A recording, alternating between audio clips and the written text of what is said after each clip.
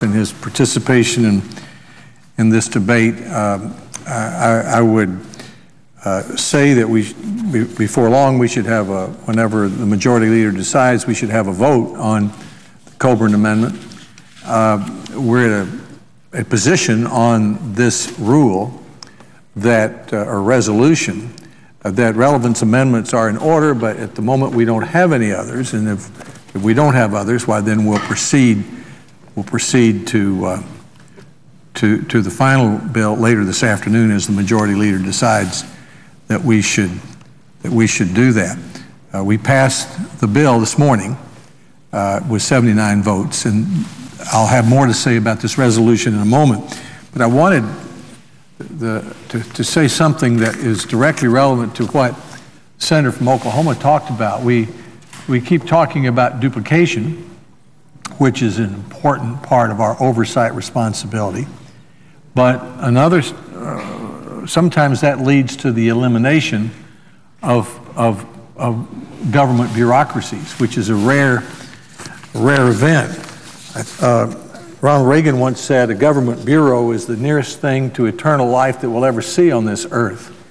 And I had an example of that, I would say, to the senator from Oklahoma this morning in a Rules Committee hearing. The purpose of the hearing was to review the qualifications of 3 excellent men and women who were nominated by the President to serve on the Election Assistance Commission. But what I said at the hearing and what I would like to say on the floor today, with all due respect to those excellent nominees, instead of considering the nominees, we should be abolishing the commission because it doesn't have anything to do. It's finished its work and it ought to be abolished. The Election Assistance Commission was commissioned in 2003. Since then, the Rules Committee didn't have one single oversight hearing on the commission. My predecessor in my position had asked for an oversight hearing. We didn't have one. I'd asked for one earlier this spring. We didn't have one. At a time when we're borrowing 40 cents out of every dollar that Washington spends, we should not have been there this morning considering new appointments to a commission that's out of work. We should have been there considering recommending to this body that the commission cease to exist. And here's why. It was created by the Help America Vote Act in 2002. It was authorized for 3 years and given certain tasks. The primary task was to distribute federal payments to the state to help them upgrade their voting systems. $3.2 billion was appropriated for these payments. It's been distributed. Given our current financial situation, it's very unlikely that any more federal payments will be forthcoming. We don't have any more money for that purpose. And President Obama seems to agree with this, since in his last 2 budgets, he's requested no funds for this purpose. Now, the commission was also directed to develop voluntary voting system guidelines and a testing and certification program for voting machines.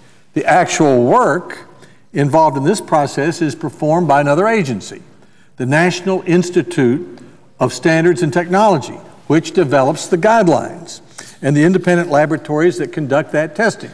So in the spirit of Senator Coburn's comments, we don't need 2 agencies assigned the same responsibility. Finally, the commission was to act as a clearinghouse to collect and distribute information on best practices in election administration. Yet the intended beneficiaries of this service don't seem to have much use for it.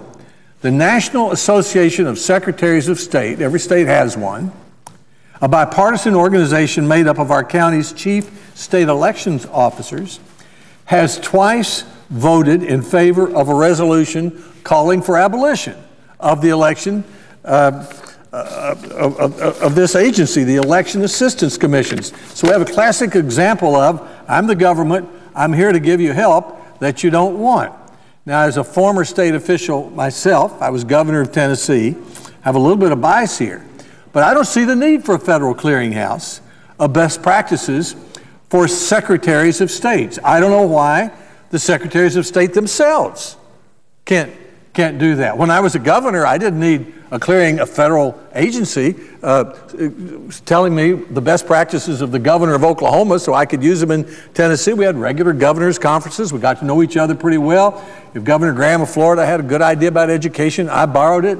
If I had a good idea, Governor Clinton borrowed it. That worked very well. We didn't have to fly to Washington to have a clearinghouse. So the tasks of this commission have now either been completed or can be performed by more appropriate entities. This is in the spirit of Senator Coburn's amendment. The commission did its job. We should thank the commission and the staff for their service.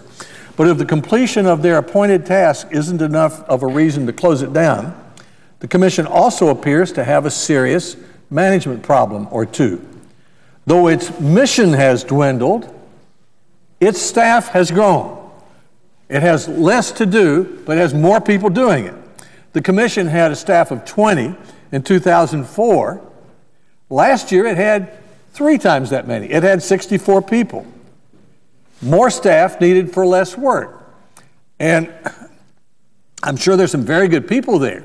There must be, because the average salary, according to Congressman Greg Harper of the House of Representatives, for all the members of the Election Assistance Commission is over $100,000 a year.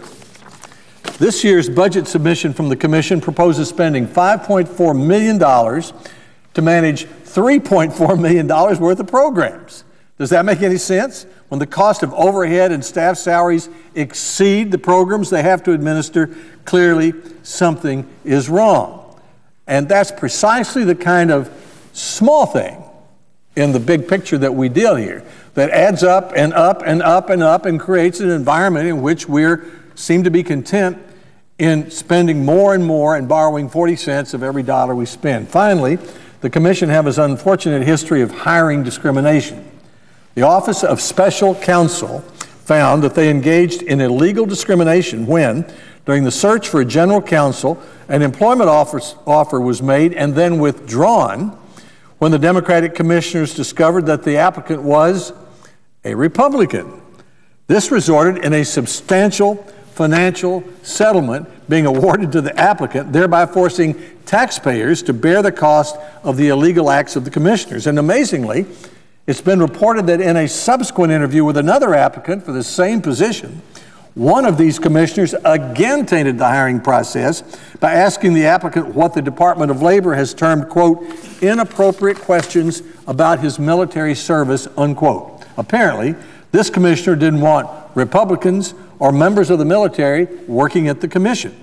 The Department of Labor has reportedly found the applicant's claim of discrimination to be meritorious, in quotes, and if not resolved, this case may also be referred to the Special General Counsel Office.